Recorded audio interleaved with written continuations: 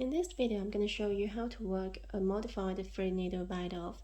You can either work this bite off with the right side out, like in this case, or with the wrong side out. The difference is that if you're working it with the right side out, at the end you will see this row of knit stitch. And if you are working with the wrong side out, at the end the seam is pretty much invisible. So I am going to undo it and we'll do it again and work the bite off with the wrong side out. Now we need a third needle. If you don't have a third needle, you can transfer these stitches onto smaller needles. So basically, I'm going to knit the stitch in the front needle and purl the stitch at the back needle. So first, I'm going to knit the stitch in front,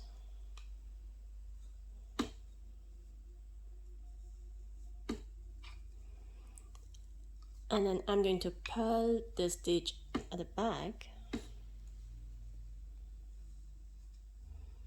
After that, I'm going to join them together by passing the knit stitch over the purl stitch.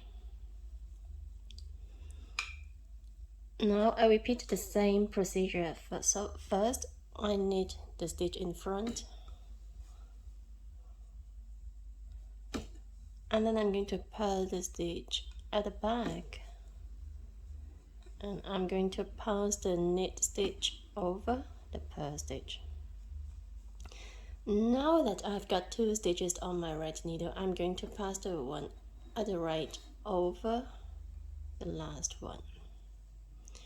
And then I'll repeat the same procedure. Knit the front stitch and purl the back stitch, and then pass the knit stitch over the purl stitch,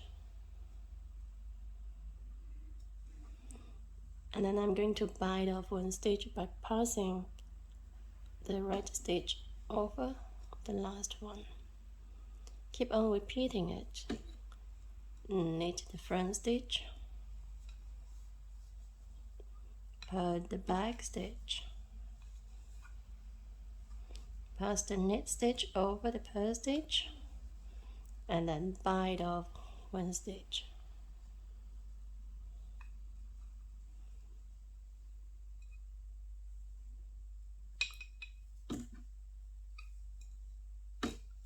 Knit the front stitch, purl the back stitch, pass the knit stitch over the purl stitch, and then bite off one stitch.